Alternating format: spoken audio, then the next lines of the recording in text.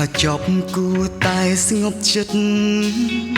ត្រឹមអតីតមនុស្សដែលគេបងបេះដូងមិនដឹងក៏នៅតែល្ងងឈប់នឹកគេទៅបានទេនៅទន្ជ្រាយងាយហូរទឹកភ្នែកនៅរំពឹងរងចាំដំណឹងគេនៅចង់ស្ដាប់ឮសំឡេងគេដឹងដែរគេមានថ្មីសង្សារខ្ញុំคล้ายជាសង្សារគេហើយគ្មានថ្ងៃដូចដើមវិញឡើយចិត្តអើយភ្លេចទៅងងដល់ណាខួរក្បាលមិនក៏មិនដឹងខំត្រូវរៀនរស់នៅគ្មានគេឈឺចាប់ហើយមិនដេចឡើយក៏មិនព្រមចាំអាណិតបេះដូងព្រះស្រាំកុំចងចាំគេឈប់នឹកគេដឹងទេមនុស្សគេអាក្រក់បើសិនពេលអាចវិលថយក្រោយមិនបណ្ដោយឲ្យចិត្តឈឺទៀតឡើយប៉ុន្តែរឿងកាត់ឡើងទៅហើយយ៉ាងណាត្រូវទូដ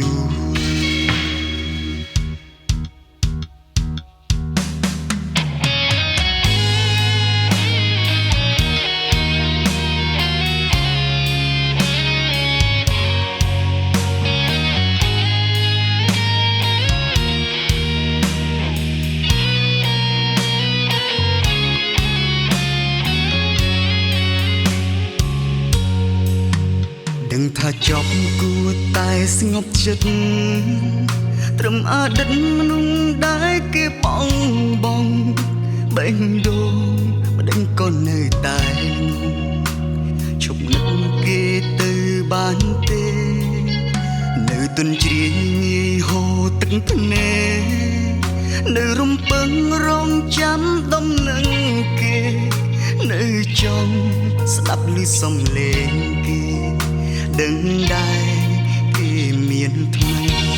សង្សារខ្ញុំคล้ายជាសង្សារគេហើយគ្មានថ្ងៃដូចដើមវិញឡើយចិត្តអើយភ្លេចទៅ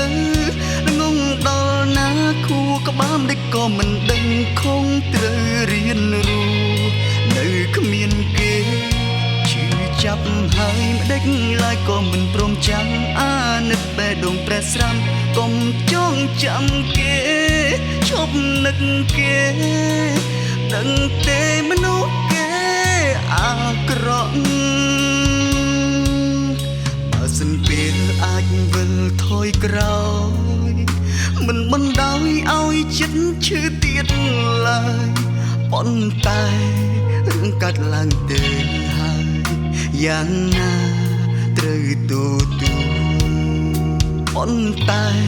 រឿងកាត់ឡើងទៅហើយស្ដាយក្រោយ